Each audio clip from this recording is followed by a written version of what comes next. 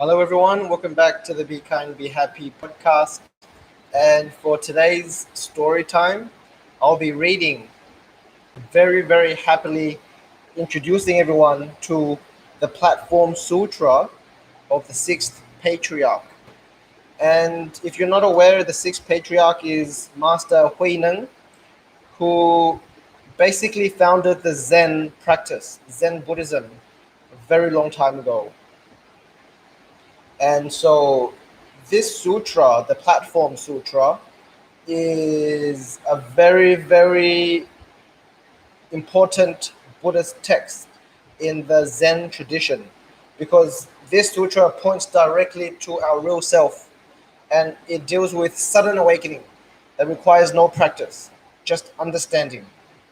And so reading this is an honor, because every time I read it, I am reminded of the fundamental essence. Just some quick forward. This text is labeled a sutra, which is usually only reserved for Buddhist sutras. By that I mean texts that were spoken by the Buddha, because when something is spoken by the Buddha, according to the Buddhist tradition, only then can a text be reliable. Only then can we rely on the words in the text.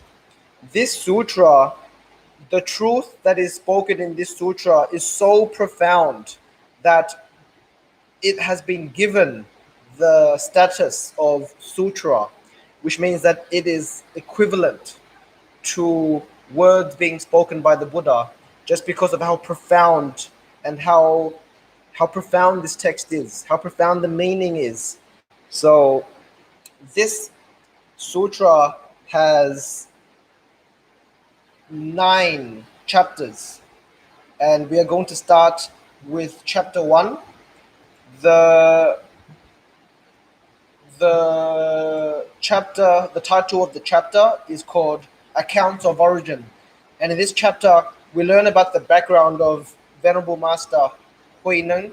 We learn about his background story and how he became the Sixth Patriarch. Let's get started. Very excited about this one. Okay. When the great master arrived at Baolin Si, which is a monastery, the treasure trove monastery, Prefect Wei, whose given name was Chu, and his official state, entered the monastery and invited the master to come to the lecture hall at Da Fan Zi within the city, where he could tell his story and preach the Dharma for the assembled. After the master took his seat, the prefect and official staff, more than 30 in number, the Confucian scholars, more than 30 in number, and the monks, nuns, and lay people, more than 1,000 in number, simultaneously did obeisance to him and beseeched him to relate the essentials of the Dharma. I usually don't want to commentate, but this is basically the sutra right now is setting this stage and context for the sutra. And as you can see, the layout is very similar to that of the Buddha's teachings, how they identify the context, the people within the assembly, and that's always very important, because the people in the assembly has a very strong indication on the level of the text. If the level of the assembly is just lay people, then you know that the text is very practical. If we learn that the assembly are arhats, then we know that the teaching is the small level teaching. If we know that the assembly are bodhisattvas, and even the quantity of bodhisattvas are very great, we know this is a very big sutra. One of the big sutras would be the Surangama Sutra, the Lotus Sutra, the Nirvana Sutra. So it's very important the context that's being laid out in the beginning, the first chapter basically, because it gives us a reflection on what to expect in the sutra. Okay, let's continue. The great master told the assembly, "Good friends, Bodhi is fundamentally pure in its self-nature.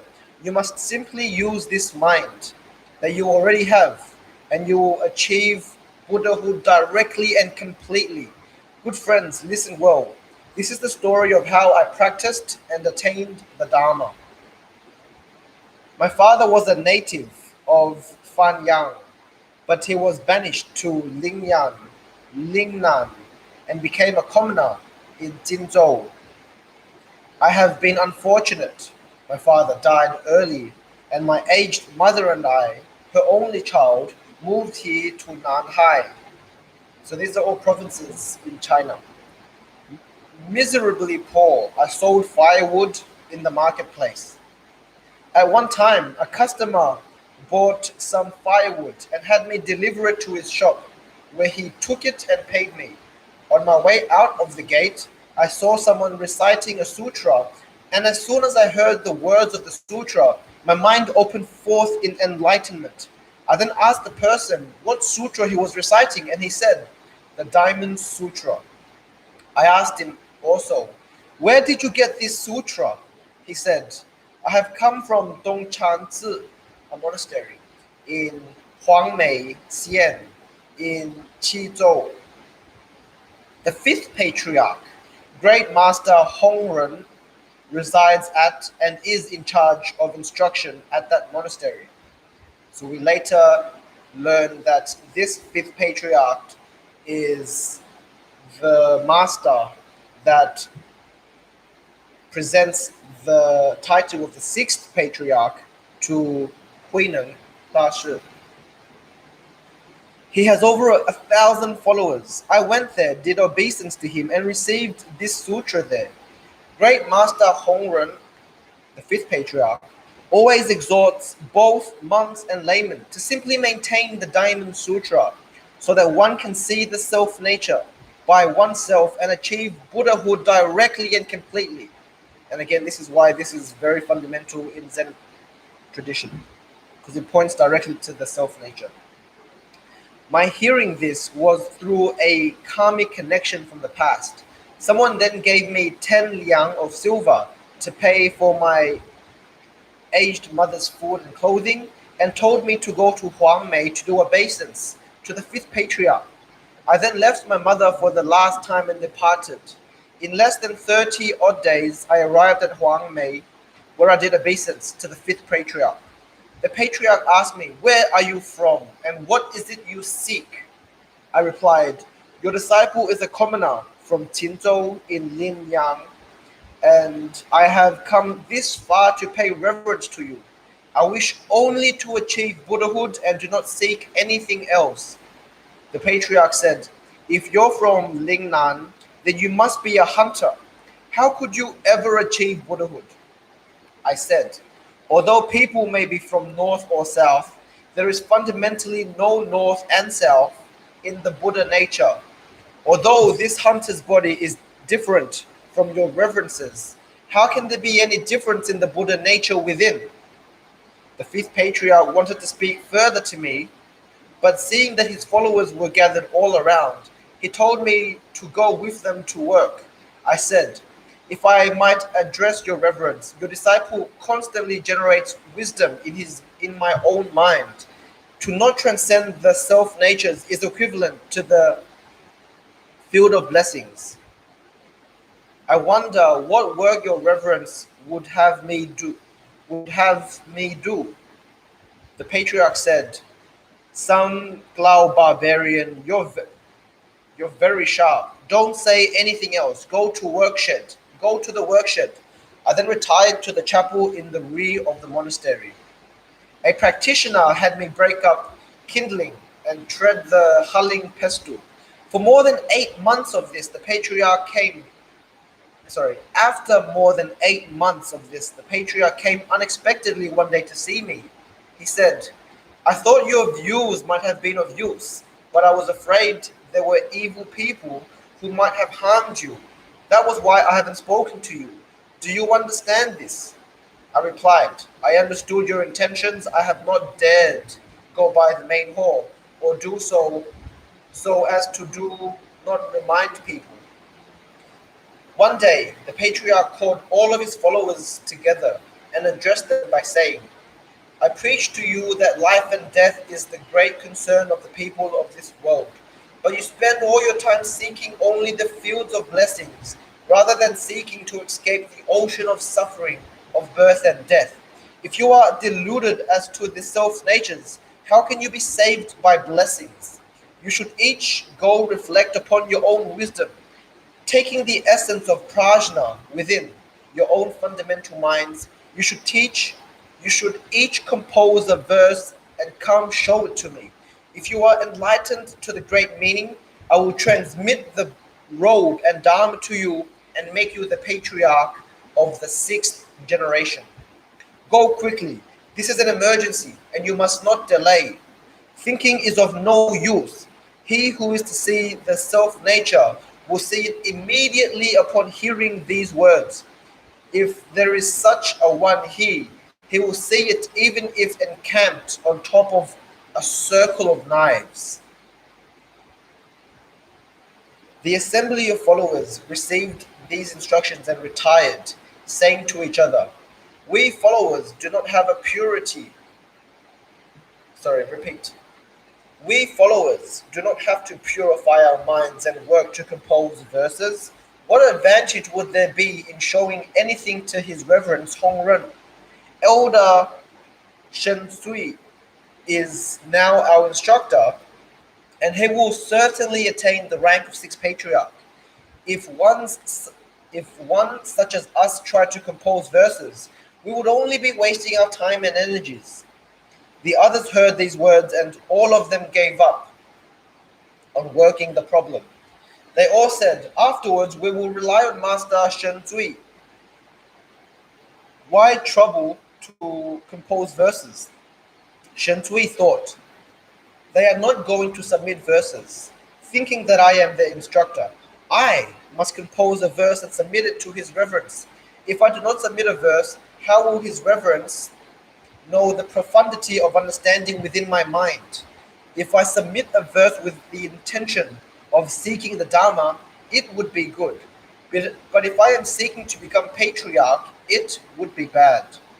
How would that be any different from one within an ordinary mind usurping the sagely status? But if I don't submit a verse, I'll never attain the Dharma. What a problem! What a problem! There was a hallway, 3 bays in length, in front of the Sixth Patriarch's hall, where Auxiliary Lu Zhen was to be asked to paint episodes from the Lankavatara Sutra and a diagram of the fifth patriarch's lineage for all wider dissemination and offerings.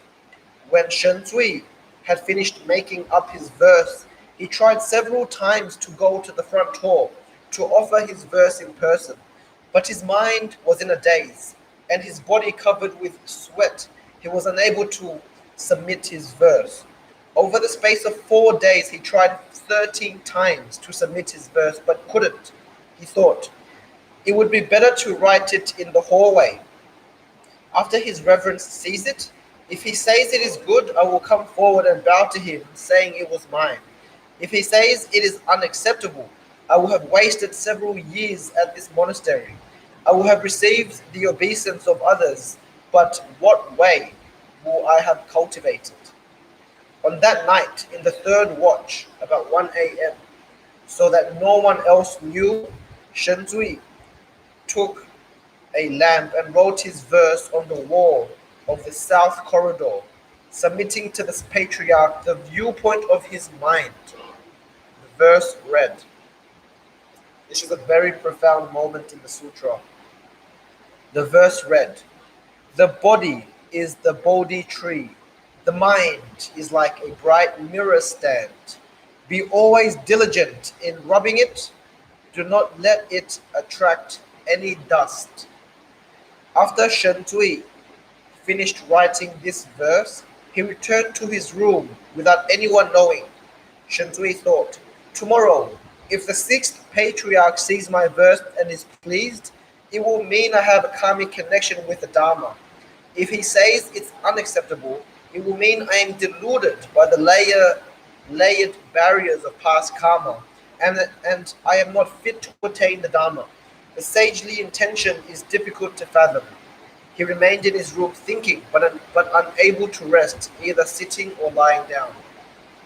What do you think about the verses that Shen Zui wrote on the wall? Again, he wrote this. Let me read this again. This is very fundamental, very important moment of the sutra. He said, "The body is the Bodhi tree. The mind is like a bright mirror stand. Be always diligent in rubbing it. Do not let it attract any dust." When it came to be the fifth watch, about 5 a.m., the patriarch knew that Shen Zui had not been able to enter the gate and had been unable to see the self-nature. When morning came, Hongren called auxiliary Lu to come paint the lineage and episodes on the wall of the south corridor. Unexpectedly seeing the verse, he announced, "There is no need for you to paint anything. I am sorry we have troubled you to come so far." The Diamond Sutra says, "All that which has characteristics is false." We should just leave this verse here for people to recite. By cultivating in reliance upon these verses, they will avoid falling into the unfortunate modes of existence. To cultivate according to this verse will be greatly beneficial. So he, Venerable Master Hongren, the fifth patriarch, saw the verses on the wall and immediately told the painters to cancel the plans to paint the walls, because anyone who cultivates in according to those verses will attain great benefit. So he obviously perceives those verses very, very highly. Hongren then commanded his followers to burn incense and do obeisance to the verses, saying, "All who recite this verse will be able to see the nature." The followers recited it, all of them sighing at how excellent it was. But in the third watch that night, the patriarch called Shen Zui into the hall and asked him, "Is the verse yours?" Shen Zui said, "Yes, it is mine, but I am unable to seek the status of the patriarch. I seek your reverence's compassion. Do I have some small wisdom or not?" Hongren said, when you composed this verse, you had not seen the fundamental nature. You have come only as far as outside the gate. You have not yet come inside. With understanding such as this, you will not be able to attain the unsurpassable Bodhi. The unsurpassable Bodhi is to be able, at these very words, to recognize your own fundamental mind and to see that your own fundamental nature is neither born nor extinguished. It is to see that naturally in every moment of thought and at all times, the myriad dharmas are without obstruction. The one is true and all are true. The myriad realms are naturally thus-like, and the thus-like mind is the true. If what you see is like this, then it is the self-nature of the unsurpassable Bodhisattva. Go now and meditate upon this for a day or two. Compose another verse and bring it to me. I will see from your verse whether you have been able to enter the gate, and whether I should transmit to you the robe and dharma. Shen Zui bowed and went out. But even after several days, he was unable to create another verse. His mind was in a daze, and his spirit was disturbed, as if he were in a dream. He could take no pleasure in either walking or sitting. Huining continued. After a couple of days, an acolyte passed by the hulling room reciting the verse. After hearing it, I immediately knew that the author of the verse had not seen the fundamental nature.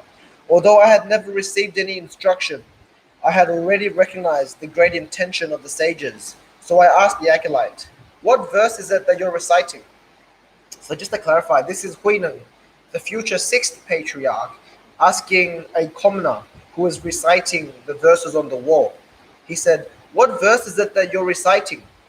The acolyte said, What a disgusting hunter you are. Don't you know that great master Hong Ren has said that life and death is the great concern for people of this world, and wanting to transmit the robe and bow, he commanded his followers to compose verses and show them to him. If there were one who was enlightened to the great intention, he would transmit the bow and dharma and make that one the sixth patriarch. Elder Shen Tsui wrote a formless verse on the wall of the south corridor. Great Master Hongren has commanded us all to recite it, saying that if we cultivate on the basis of this verse, we will avoid falling into the unfortunate modes of existence. That will be very beneficial to cultivate on the basis of this verse. I said, Holy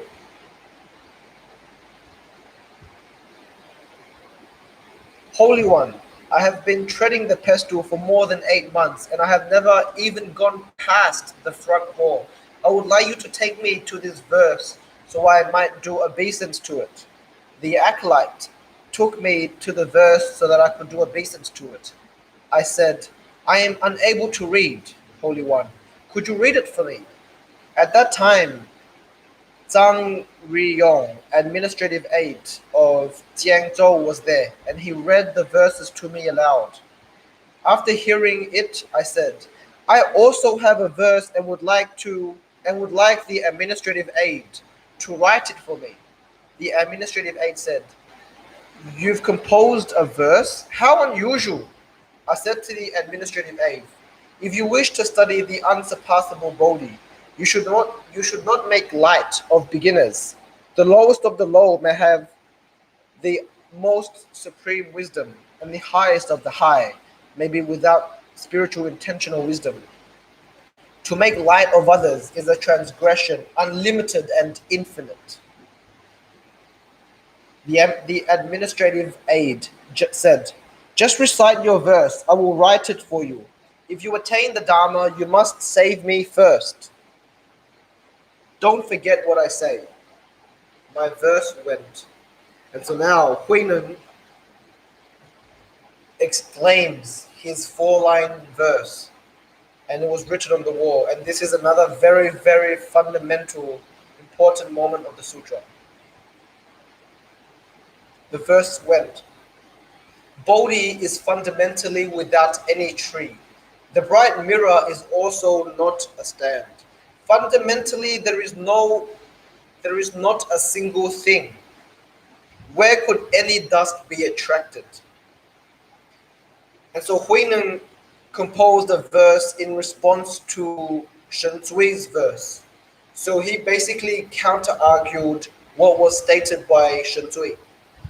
Let me read that again. He said, Bodhi is fundamentally without any tree.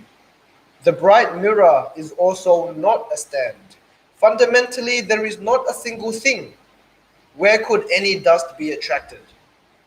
So this is the ultimate teaching of emptiness. After I finished this verse, everyone around became agitated and couldn't help sighing with amazement. They all said to each other, How strange! You just can't go by looks alone. Why is it always that people like that are living bodhisattvas? Seeing that they were all getting excited and worried that someone might harm me, the patriarch rubbed out the verse with his sandal and said, This person too has not seen the nature. Those present accepted this.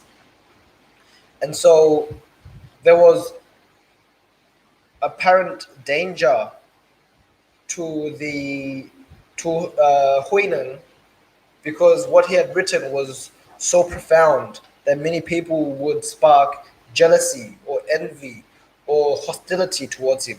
And the fifth patriarch at the time, Hongren, saw that. So he said to the people, This is not real, wipe it off, don't pay attention to it. And everyone just accepted it, just like that. The next day, Hongren secretly came to the hulling room, where he saw me with a rock on my back pounding rice, and he said, He who seeks the way forgets his body on behalf of the Dharma. Is that how it is with you? He asked me. Is the rice ripe yet? I replied. The rice has been ripe for a long time. It only lacks sifting. The patriarch struck his staff on the pestle 3 times and left. I understood what he meant, that I should enter his room at the third drum. The third watch of the night is 1 a.m. The patriarch kept his robe hidden and would not let anyone see it. He preached the Dharma Sutra for me. When he reached the words, responding to the non-abiding yet generating the mind, I experienced a great enlightenment.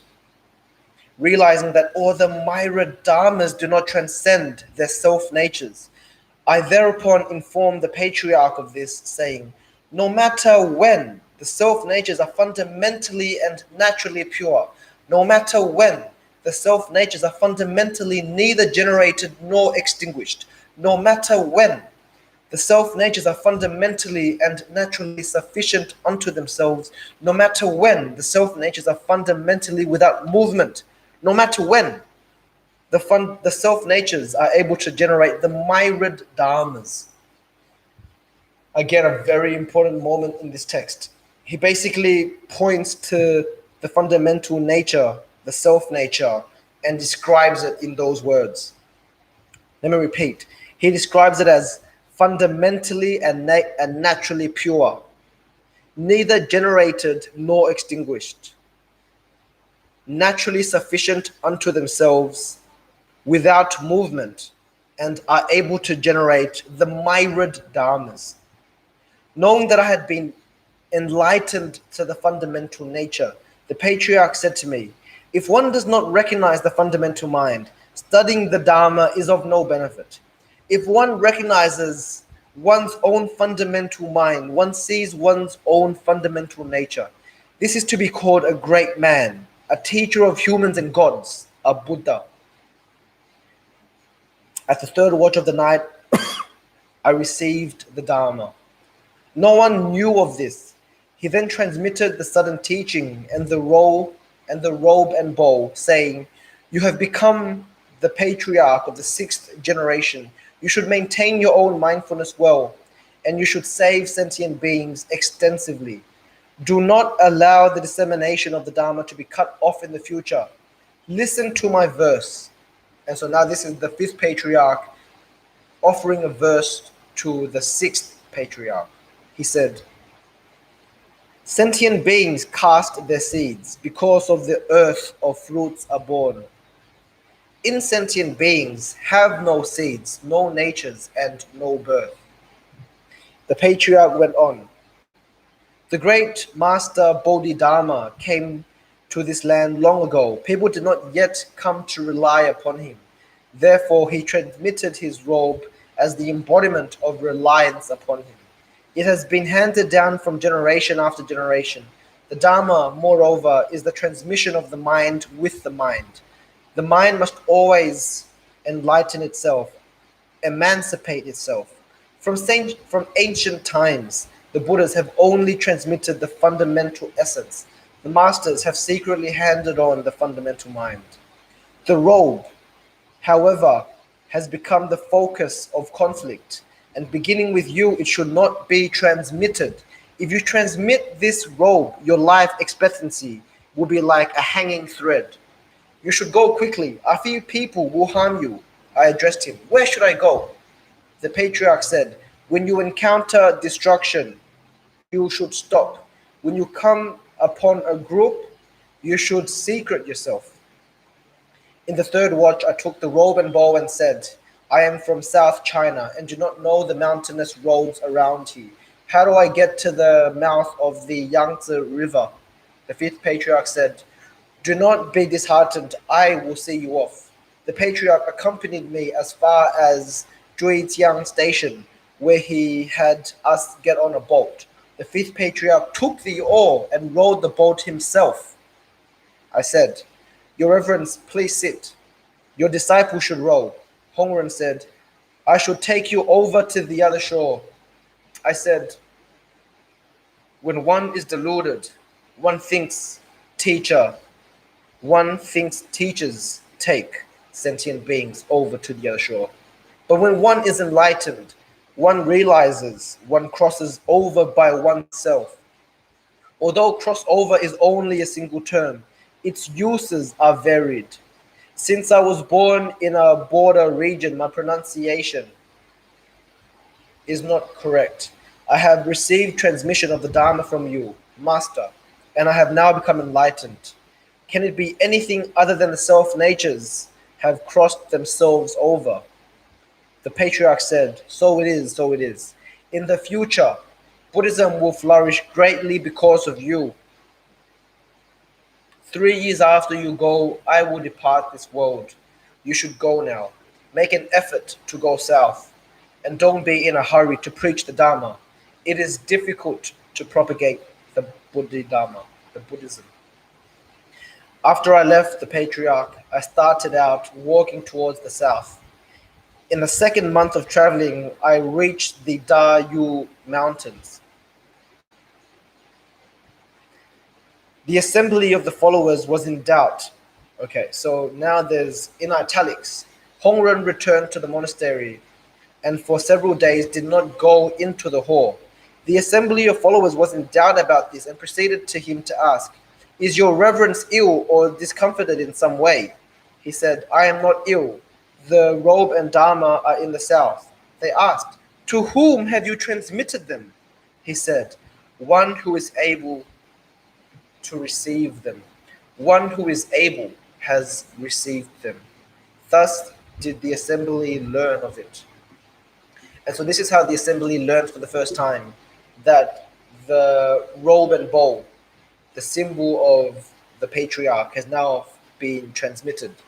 He didn't specify who, because he didn't want to place Huineng in danger. Coming after me were several hundred people who wanted to take away the robe and bowl.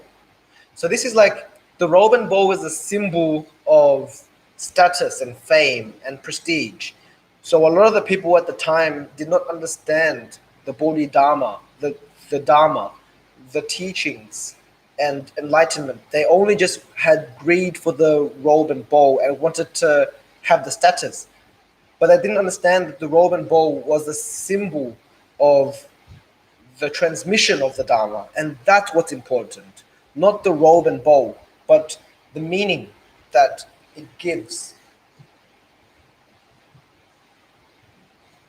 So again, coming after me were several hundred people who wanted to take away the robe and bowl.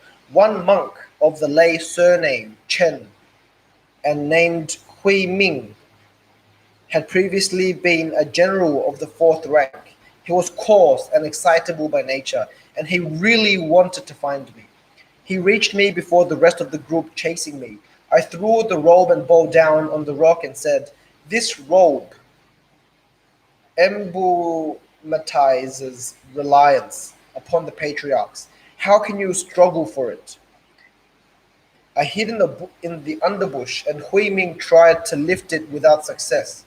He then called me, saying, O practitioner, I have come for the Dharma, not the robe.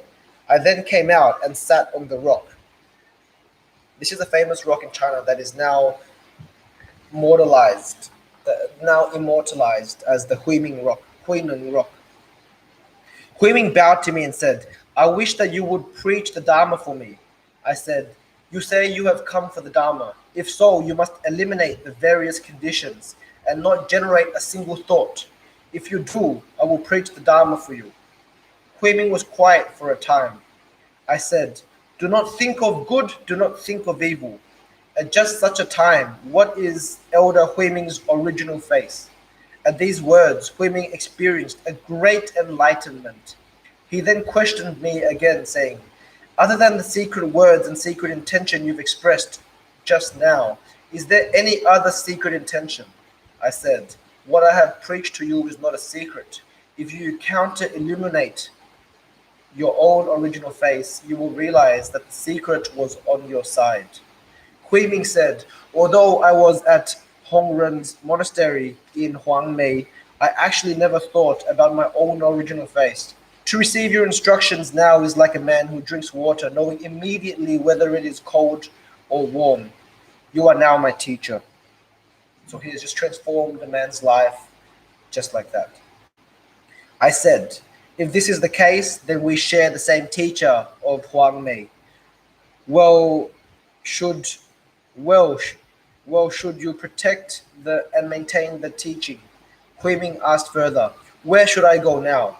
I said, when you encounter ampleness, you should stop. When you come upon magnificence, you should reside. Hui Ming bowed and left. Hui Ming returned to the foot of the mountain. He addressed the group that he had come after me, saying, I just climbed this mountain of boulders and there was no trace of him. We should try searching by another road. The group of those chasing Hui Ming all did as he said. Hui Ming later changed his name to Dao Ming in order to avoid the first character of his teacher's name. Remarkable side story there.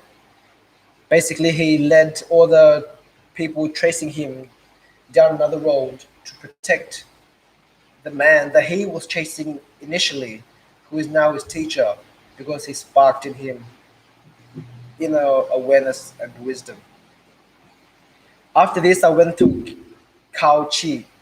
There too, I was beset by evil people searching for me, so I fled to Shi Hui, where I spent 15 years in awe, living with a group of hunters. During this time, I preached the Dharma to the hunters when the occasion arose. The hunters had always had me guard their nets, but whenever I saw the living animals in them, I set them free. Whenever it was mealtime, I put vegetables in the pot for boiling the meat. They asked me about this sometimes. I would answer, these are just vegetables to go with the meat. One day I realized that the time had come to disseminate the Dharma, that I could not hide forever. Accordingly, I left the mountains and went to Fa Xing Zi, which is a monastery in Guangzhou, where I encountered the Dharma master Yin Zong lecturing on the Nirvana Sutra. At that time, the wind was blowing and the banner announcing the lecture was moving. One monk said that the wind was moving. Another monk said that the banner was moving. They argued on and on. So I went forward and said, it is not the mind, it is not the wind that is moving, and it is not the banner that is moving. It is your minds that are moving. Everyone listening was amazed. Yin Zong had me brought up to the dais, where he examined me on the import of what I had just said. Hearing me say that the discrimination of truth did not depend on written words, Yin Zong said, you are certainly an extraordinary person. Long ago, I heard that the robe and bow of Huang Mei had come south. Might you be the one who received them? I said, in all modesty, I am. At this, Yin Zong bowed to me and asked me to bring forth the robe and bow to show the assembly. By the way, this is the abbot of this monastery. He questioned me further, saying, what instructions did you receive at Huang Mei? I said, I received no instructions. Hongren and I only discussed seeing the nature. We did not discuss samadhi and emancipation. Yin Zong said, why did you not discuss samadhi and emancipation? I said, because the dualistic dharmas are not Buddhism. Buddhism consists of non-dualistic dharmas. Yin Zong also asked, how is it that Buddhism consists of non-dualistic dharmas? I said, you lecture on the Nirvana Sutra's elucidation of the Buddha nature, which is a non-dualistic dharma of Buddhism. Just as when Bodhisattva, king of lofty virtue, asked the Buddha, do those who break the 4 major prohibitions and commit the 5 perverse transgressions, as well as the achintikas, eradicate the good roots and Buddha dharmas? The Buddha said, there are 2 types of good roots. One is permanent and the other is impermanent. The Buddha dharma, the Buddha nature is not permanent and not impermanent. Therefore, not to eradicate is said to be non-dual. One type of root is said to be good, the other is said to be non-good. The Buddha nature is not good and not the non-good. This is called non-dual. The skandhas and sensory realms are seen as two by ordinary people, but the wise comprehend the natures to be non-dual. The non-dual nature is none other than the Buddha nature. When Yintong heard this explanation, he joyfully held his palms together and said, "My lecturing on the sutra was like a worthless piece of roof tile or rock, while your explanation is like gold." At this, he administered the tonsure for me and asked me to serve as his teacher. And so this is the abbot of the monastery requesting that the Sixth Patriarch become his teacher. Thus I did, under the Bodhi tree, reveal the East Mountain teaching. After receiving the Dharma at East Mountain, I experienced all kinds of suffering, and my life expectancy was like a dangling thread. Today, I have been able to join this assembly of the prefect, government staff members, monks, nuns, and lay people. Could it but be the karmic result of successive eons? Also, that you have been able to hear the sudden teaching just given and have gained the cause of attaining the Dharma can only be because in past lives you cultivated good roots identical to those of the Buddhas. The teaching is that which has been transmitted by the former sages. It is not something known to myself alone. I wish you would all listen to this teaching of the former sages. You should all purify your minds, and after hearing it, you should eradicate your doubts. You are no different from the former generations of sages. The entire assembly, after hearing this Dharma, joyfully did obeisance and dispersed. This was a very, very important and interesting introduction to the sutra. This basically lays out the framing for the rest of the sutra. He introduces himself, he introduces the sudden teaching of seeing the self nature. He doesn't talk about the dualistic dharmas. He's not interested in debating whether something is right or wrong, good or bad, whether you should do or not do something. He points directly to the non-dualistic self nature. So very excited to continue reading, but this has gone on for much longer than I expected. It's been 42 minutes now, and we've only gone through the first chapter. The second chapter is prajñā. I'll be going into that in the next episode. But prajñā means wisdom, and it is the wisdom of the Buddha, the wisdom of seeing self-nature that takes one out of delusion. And so that's why wisdom, prajñā, is very, very highly regarded in the Buddhist practice. So hope you like this video on the Platform Sutra, Chapter 1. And if you do, please like and subscribe. And I look forward to seeing you again in the next episode. Thanks, everyone, and take care for now. Bye-bye.